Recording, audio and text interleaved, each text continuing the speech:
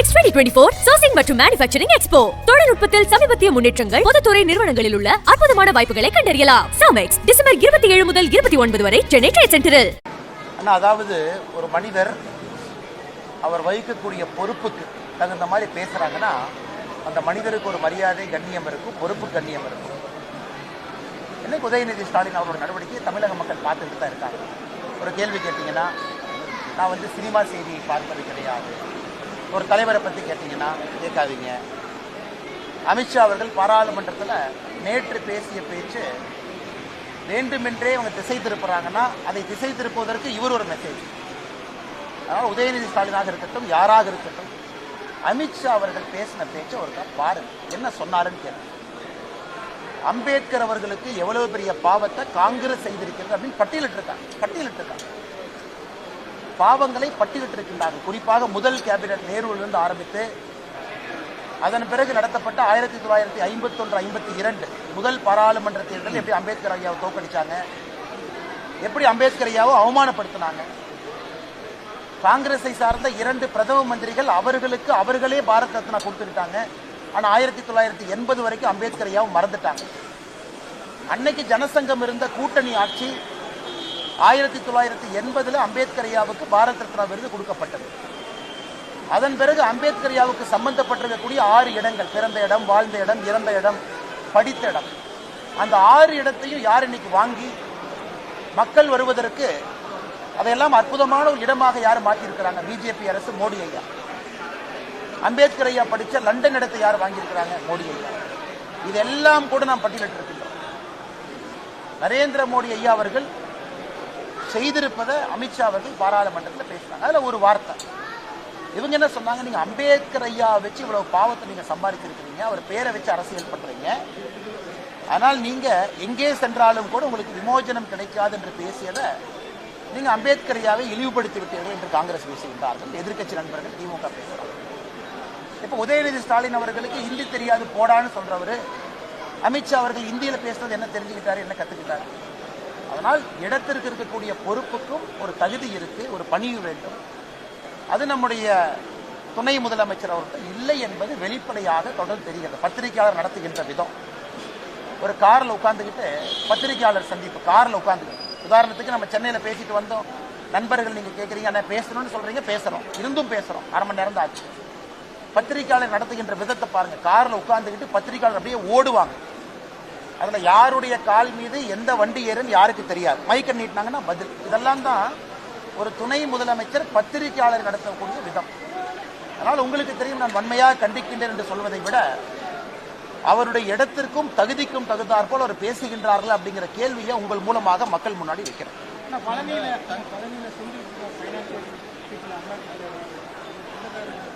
அமலாக்கத்துறையா income tax இல்லை, கொங்கு பகுதியை பொறுத்தவரை எல்லோரும் நம்முடைய சொந்தக்காரங்க தான். தமிழகத்தில் எல்லோரும் நம்முடைய சொந்தங்கள் தான்.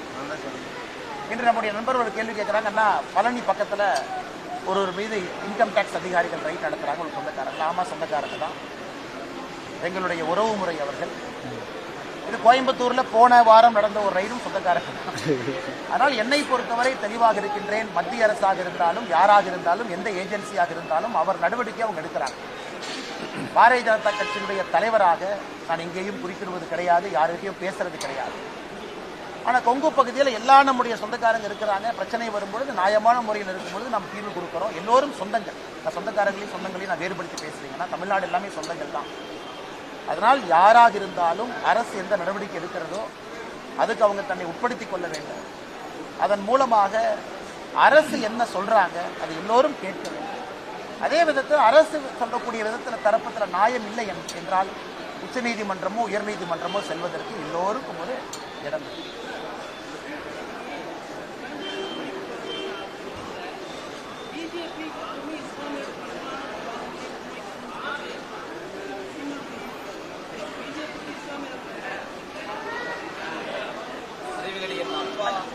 அண்ணா, என்னோட அண்ணன் சீமான் அவர்கள் ஒரு விஷயத்தை நல்லா உணர்ந்துக்கணுங்கண்ணா. எல்லோரும் அப்பாக்கள் தான், எல்லோரும் தமிழகத்தில் அம்மாக்கள் தான், எல்லோரும் சித்தப்பா தான், எல்லோரும் பெரியப்பா தான். அதில் எந்த வித்தியாசம் இல்லை, நம்ம சொந்தங்கள் தான். அல்லுமா என்பது தடை செய்யப்பட்ட ஒரு இயக்கம். அதில் குறிப்பாக பாஷா அவர்களுக்கு நீதிமன்றம் சிறை தண்டனை விதித்து சிறையில் இருந்து பரோல்ல வெளியே வந்திருக்கிறாங்க. யார் இறந்தாங்களோ அவர்களுடைய மத முறைப்படி அடக்கம் பண்ணுங்க, அதெல்லாம் பண்ணுங்க. நாங்கள் தியாகிகளை விதைத்திருக்கின்றோம். இதெல்லாம் அரசியல் கட்சியை சார்ந்தவர்கள் சொல்லக்கூடிய கருத்துக்கள். இன்னும் சில அரசியல் கட்சிகள் சார்ந்தவர்கள் சடனா மாட்டியரா மாத்துறாங்க. கோயம்புத்தூர்ல பிப்ரவரி 1998 58 பேர் இறந்திருக்காங்க. 200க்கும் மேற்பட்டவர்கள் படுகாயமடைஞ்சிருக்கிறாங்க. அதிலே பாரதிய ஜனதா கட்சியை சார்ந்தவங்க பொதுமக்கள் எல்லோரும் இருக்கிறாங்க. நாங்கள் எதிர்ப்பு தெரிவிப்பது காவல்துறை இது சரியா கையாளல. ஊர்வலத்திற்கு இன்டைரக்டா அனுமதி, அதே போல அரசியல் கட்சி தலைவர்களுக்கு சந்தோஷம் குஷி, ஏன்னா மைனாரிட்டி அப்பீஸ்மெண்ட் பண்றதுக்கு இதுவும் ஒரு வாய்ப்பு. அதனால் அண்ணன் சீமான் அவர்களாக இருக்கட்டும், அரசியல் தலைவர்களாக இருக்கட்டும், சமுதாயத்தில் எல்லோரும் அவர்களை பார்த்து கொண்டிருக்கிறார்கள். அவங்க பேச்சுக்கு ஒரு மதிப்பு இருக்கு, மரியாதை இருக்கு. இளைஞர்கள் பார்க்கிறாங்க அவங்க எந்த நிகழ்வுக்கு போறாங்க, யாரை பத்தி பேசுறாங்க, எப்படி பேசுறாங்க. அதனால் பொறுப்பில் இருக்கக்கூடிய அரசியல் கட்சி தலைவர்களும் அரசியல்வாதிகளும் இன்னும் பொறுப்போடு நடந்து கொள்ள வேண்டும் என்பது எங்களுடைய வேண்டுகோள்.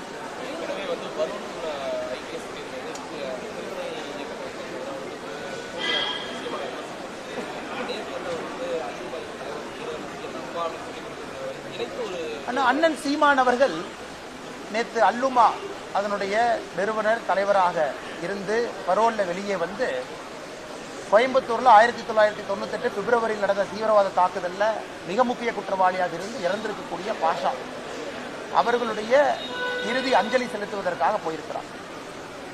அதனால் நாம் தமிழர் கட்சி ஒரு ஆன்டி நேஷனல் கட்சியா கிடையாது. அதனால் நாம் தமிழர் கட்சி ஒரு தடை செய்யப்பட வேண்டிய கட்சியா கிடையாது. நான் சொல்கின்ற வாதம் எல்லாம் அரசியல் கட்சிகளுக்கு ஒரு பொறுப்பு இருக்கு. ஏன்னா இறந்து போன 58 பேருக்கும் அப்பா இருக்காங்க. நாம சொல்றோம் பாஷா அவர்களினுடைய அப்பான்னு அண்ணன் சீமான் அவர்கள் சொல்றாங்க.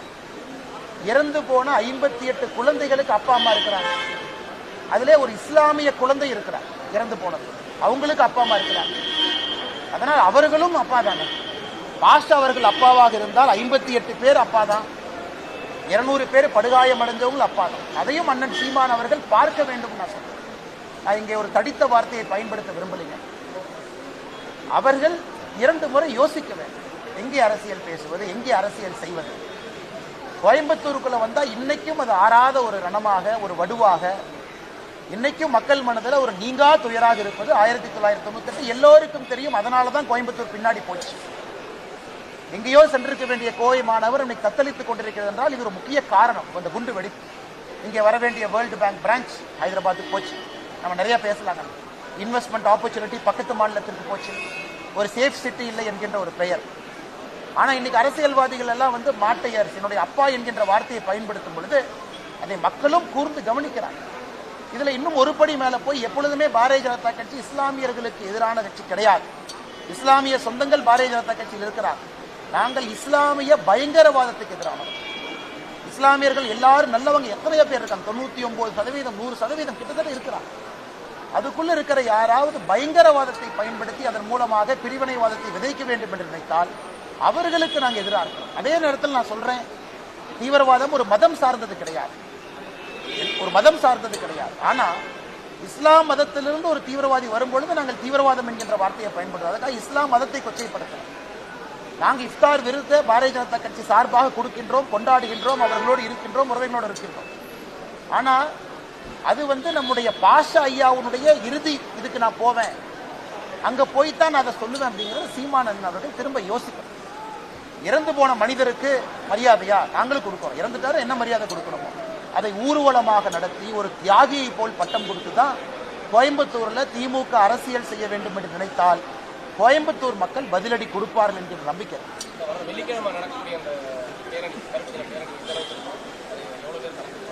பாரதிய ஜனதா கட்சியை பொறுத்தவரை உங்களுக்கு தெரியும், இன்னைக்கு பாஷா அவர்களுடைய இறுதி ஊர்வலத்திற்கு நாங்கள் யாரு வேணாலும் கலந்துக்கலாம், யாரையும் தடுக்க மாட்டேன்னு சொல்லக்கூடிய காவல்துறை எப்படி வெள்ளிக்கிழமை நடக்கக்கூடிய பேரணிக்கு என்ன பண்றாங்கன்னு நீங்களே பாருங்க.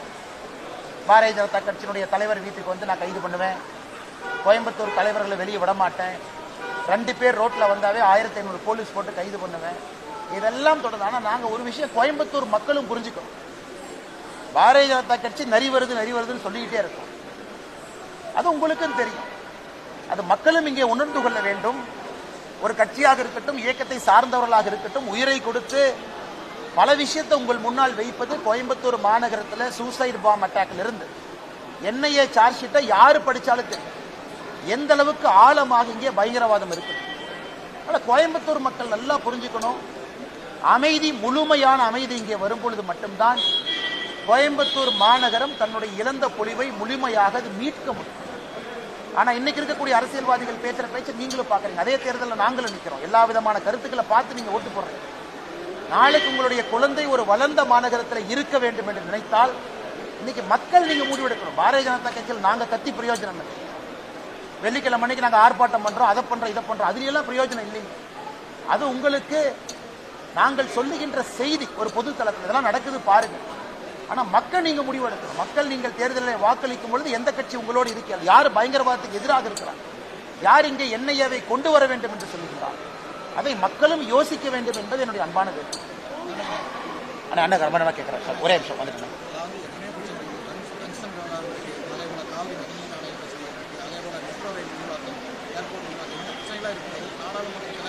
ஒரே நேரம் ஒரே தேர்தல் அந்த பிரச்சனையும் போயிட்டு இருக்காரு.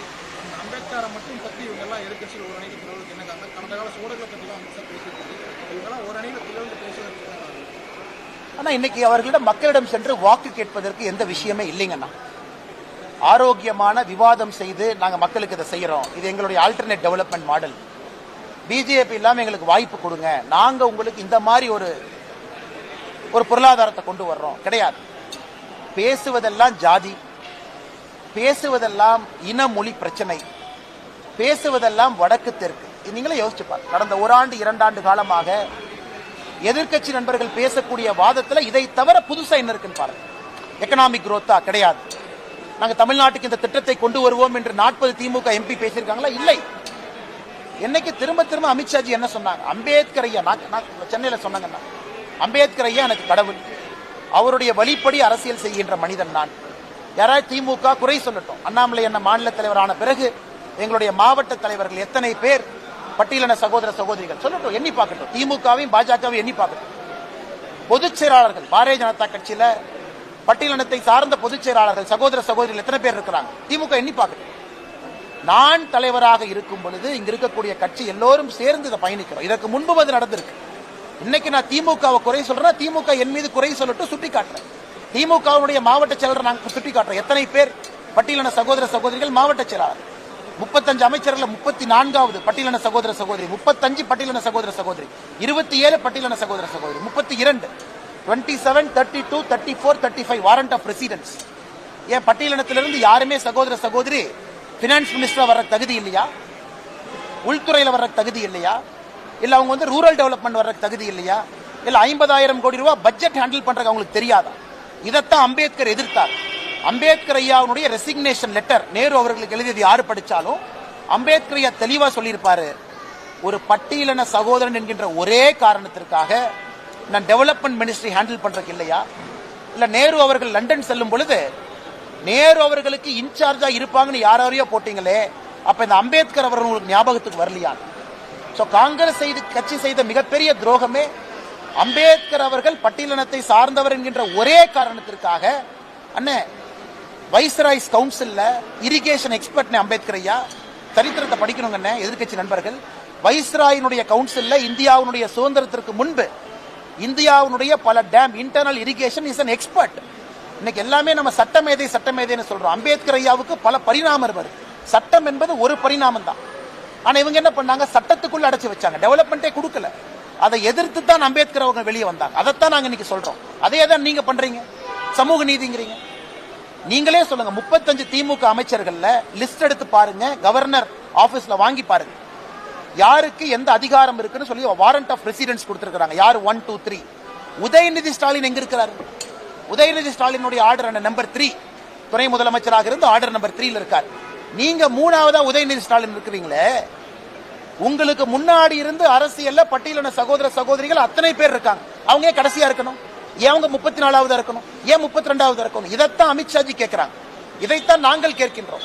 ஆனா இதையெல்லாம் மறைத்து விட்டு சமூக நீதியை பத்தி பேசாம வெறும் வாய்க்கிலேயே நாங்க பட்டியலின சகோதர சகோதரி இருக்கிறோம்னு சொல்றீங்களே, நான் ஆதாரப்பூர்வமா கேட்கிறேன். நாளைக்கு முதலமைச்சர் சொல்லட்டும், இல்ல ஒரு பட்டியலின சகோதர சகோதரி நான் 2வது ஆக்க போறேன், முதலமைச்சருக்கு கீழே நம்பர் 2 வரவேற்கிறோம், நம்பர் 1 ஆக்கினா சந்தோஷம், நம்பர் 3 உதயநிதி ஸ்டாலினுக்கு மேல ஆக்கிற Udhayanidhi Stalin number 4 will wait. இல்லையே, அப்ப உதயநிதி ஸ்டாலின் அவர்களுக்கு சமூக நீதியை பற்றி பேசுவதற்கு இன்னைக்கு கோயம்புத்தூர்ல தானே உதயநிதி ஸ்டாலின் இருக்காங்க, நாளைக்கு முதல்வரையா கோயம்புத்தூர் வந்தாலும் திருப்பூர் போறாங்க. அந்த கேள்வி கேளுங்க, உங்க கேபினெட்ல எந்த ஆர்டர்ல வச்சிருக்கீங்க? இதே நம்முடைய கேபினெட்ல பாருங்க எங்க இருக்கிறாங்க. கம்பாரிசன் நீங்க பத்திரிகை நண்பர்கள் பண்ணுங்கன்னா, பிஜேபியினுடைய அமைச்சர்களும் திமுகவுடைய அமைச்சர்களும் சும்மா வாய்கிளிய பாரதிய ஜனதா கட்சி பட்டியலினத்துக்கு எதிரி எதிரி எதிரின்னு சொல்லி இப்படியே ஒரு பிம்பத்தை கட்டமைச்சுக்கிட்டு இருக்கிறாங்க. இதைத்தான் திரும்ப திரும்ப நண்பர்கள் கேட்ட கேள்விக்கு இது எதுவுமே பேசாம சும்மா அம்பேத்கர் ஐயாவை பத்தி அமித்ஷாஜி பேசிட்டாங்கன்னு தம்மா தும்மான்னு குதிக்கிறாங்க. அப்படி இருக்கும்போது அங்கே ஜனதா கட்சியினுடைய மெம்பர்ஸ், முன்னாள் பாரதிய ஜனதா கட்சி ஜனசங்கம், அவங்க சொல்லி பாரத் ரத்னா அம்பேத்கர் ஐயா கொடுக்கப்பட்டது. அதையா மறுக்கிறீங்க? இல்லைன்னு சொல்லுங்க. அம்பேத்கர் ஐயா இறந்த பிறகு பாரத் ரத்னா ஐயா அவ்வளவு நாள் வெயிட் பண்ணோம். இன்னைக்கு சட்ட மேதைன்னு புகழ்றீங்களே, நீங்க ஏன் அவர் பாரத் ரத்னா விருது கன்சிடரே பண்ணல? சரி, சவுத் மும்பை 1952 தேர்தலில் நேரு அவர்கள் அம்பேத்கர் ஐயாவுக்கு எதிராக பிரச்சாரம் பண்ணாங்களா இல்லையா? அம்பேத்கர் ஐயாவுக்கு போடுகின்ற ஓட்டு குப்பை தொட்டியிலே போடப்பட வேண்டிய ஓட்டு காங்கிரஸ் நீங்க மும்பையில பிரச்சாரம் பண்ணீங்களா இல்லையா? இல்ல காங்கிரஸ் கட்சி சொல்லிட்டுங்கன்னா அரசியல் விட்டே போயிடுறேன். அம்பேத்கர் ஐயாவுக்கு போடுகின்ற ஒரு வாக்கு குப்பை தொட்டியிலே போடப்பட வேண்டிய வாட்டு நீங்க பேசலையா? அதெல்லாம் மக்கள் மறந்துட்டாங்களா? அம்பேத்கர் ஐயாவை ஜெயிக்க வச்சது யாருங்க? அப்ப இருந்த ஜனசங்கம். எந்த மாநிலத்திலிருந்து? வேறு மாநிலத்திலிருந்து கொண்டு வந்தாங்க. அதனால் இன்னைக்காச்சும் இந்த பம்மாத்து அரசியலை திமுக விட்டுவிட்டு தமிழக மக்களும் புரிஞ்சுக்கும். வாய்கிலிய பட்டியலின சகோதர சகோதரியின் முதலமைச்சர் பேசுவது அழகு கிடையாது. பட்டியலின சகோதர சகோதரிக்கு என்ன அதிகாரம் அம்பேத்கர் சொன்னாங்களே, கல்வியோடு அரசியல் அதிகாரம் கொடுக்கப்படும் பொழுது மட்டும்தான் பட்டியலின சகோதர சகோதரி தன்னுடைய உண்மையான நிலையை புரிந்து கொள்வார்கள் என்று அரசியல் அதிகாரம் கொடுத்தீங்களா?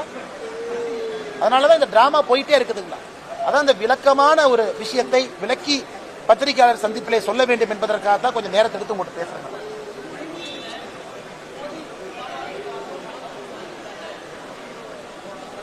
சாதிக் பாஷா போதை கடத்தல் சர்வதேச கள்ளக்கடத்த கும்பல் தலைவர். நேற்று நான் ஒரு அறிக்கை கொடுத்தேன். தமிழ்நாடு டெக்ஸ்ட் புக் கார்பரேஷனுக்கு டெக்ஸ்ட் புக் சப்ளை பண்ணியிருக்காரு. பாத்தீங்களா ஈடியோட சார்ஜ் ஷீட். சோ சர்வதேச போதை கடத்தலுடைய தலைவராக இருக்கக்கூடிய சாதிக் பாஷா தமிழ்நாடு டெக்ஸ்ட் புக் கார்பரேஷனுக்கு சப்ளையருக்கு சப்ளையர். அப்ப நான் நம்ம ஊர்ல கல்வி விளங்குமானே?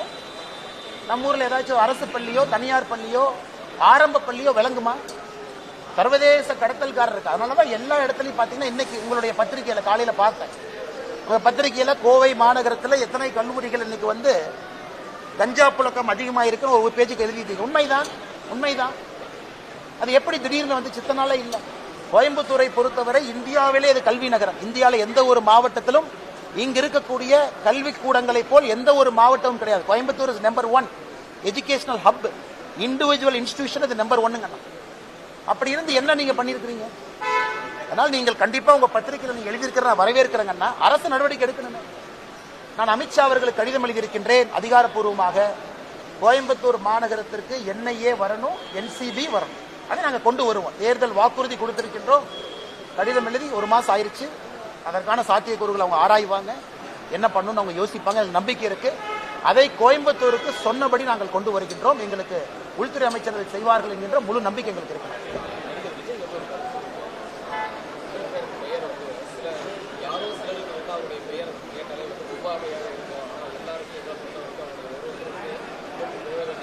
இல்ல இதை நான் சொல்றேன்னா, இன்னைக்கு இவங்க நான் கேட்கிறேன், விஜய் அவர்கள் இன்னைக்கு அரசியலுக்கு வந்திருக்காங்க. போன வாரம் விஜய் அவர்கள் கோவால ஒரு கல்யாணத்துக்கு போறாங்க. அவர் விமான நிலையத்தில் கேட் நம்பர் 6ல சோதனை கூடத்தில் தன்னை உட்படுத்தி கொண்டு ஒரு தனியார் விமானத்தில் போறாங்க. அவருடைய பிரைவேட் போட்டோ எப்படி வெளியே வந்துச்சுங்க? பிரைவேட் போட்டோ எப்படி வெளியே வந்துச்சு?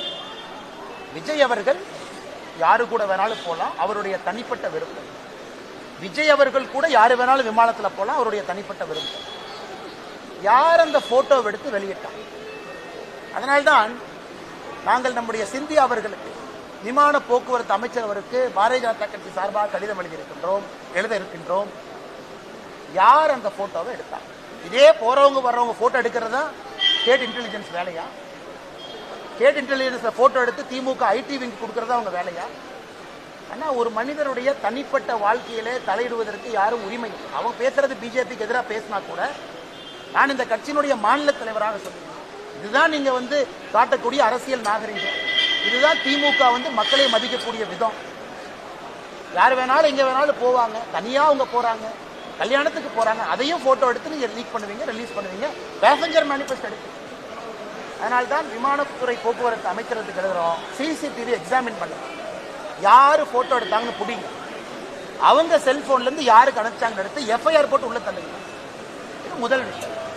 இரண்டாவது உங்களுடைய கேள்வி, அண்ணா இன்னைக்கு நடிகர் விஜய் அவர்கள், தமிழக வெற்றி கழகத்தினுடைய தலைவர் அவர்கள், அவருக்கு தெரியும், அவர் உட்கார்ந்து அரசியலை பார்க்கணும், உன்னிப்பா பார்க்கணும். இத்தனை நாளா கொஞ்சம் சினிமாவில் பிஸியா இருந்தாங்க, அதனால 10 ஆண்டு காலம் மோடி ஐயாவுடைய ஆட்சியை சரியா கவனிச்சாங்களான்னு தெரியல. இப்ப அரசியலுக்கு வந்திருக்காங்க, அதனால அவர்கள் கவனிக்கணும். 10 ஆண்டு காலமாக அம்பேத்கர் ஐயா சொன்னபடி அரசியல் செய்து நாட்டு மக்களுக்கு நல்லது செய்வது யார்? அவங்க பின் பாயிண்ட் பண்ணட்டும். இந்த இடத்துல பிஜேபி அம்பேத்கர் ஐயா கொள்கைக்கு விரோதமா போச்சு சொல்லட்டும், பாயிண்ட் சொல்லணும், பாயிண்ட் சொல்லணும். 10 ஆண்டு காலம் பிஜேபியினுடைய ஆட்சி, மோடி ஐயா ஆட்சி. 11 ஆண்டு காலம், 13 ஆண்டு காலம் குஜராத்தில் மோடி ஐயாவுடைய ஆட்சி.